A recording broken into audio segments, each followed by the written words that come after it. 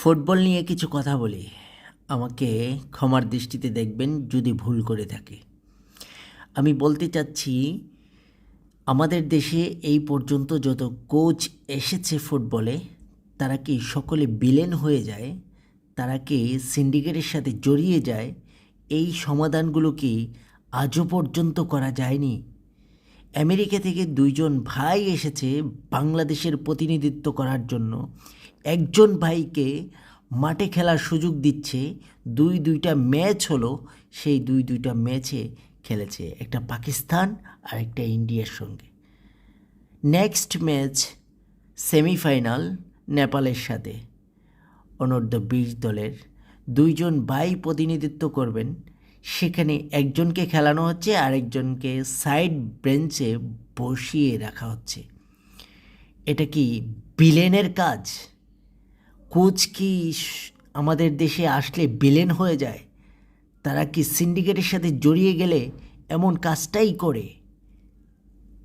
ডেকলানকে খেলাইলে কি অসুবিধা? তাকে কি 10 মিনিট খেলানো যায় না? কোনো চেঞ্জ এনে তাকে কি মাঠে ঢুকানো যায় না? এই বাটপারি কেন? আমাদের ফুটবলে এত রকমের বাটপারি কেন? কোচ, পৃথিবীর সবচাইতে বড় কোচ যদি আমাদের বাংলাদেশে এসে দায়িত্ব পালন করে, তারা এই দেশে বিলেন হয়ে সিন্ডিকেটের সাথে জড়িয়ে যায়। এই সিন্ডিকেট আর কতদিন দেখতে হবে বাংলাদেশের ফুটবলে? এটাই এখন জানার বিষয়, দেখার বিষয়, বোঝার বিষয়, সমাধানের বিষয়। এটাকে সমাধান করতে হবে। আমি বাংলাদেশ বাফুফের কাছে এই দাবিটুকু রাখতে চাই, যারা কোচ হয়ে আসবে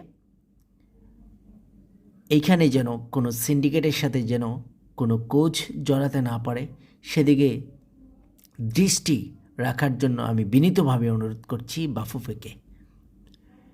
এখানে যারা দায়িত্ব পালন করবে, নিষ্ঠার সাথে দায়িত্ব পালন করবে।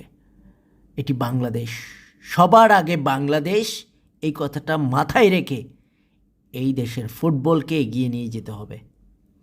আমি আশা রাখব ডেকলানকে সেমিফাইনালে খেলাবে, রোনাল্ড সুলিভানকেও খেলাবে।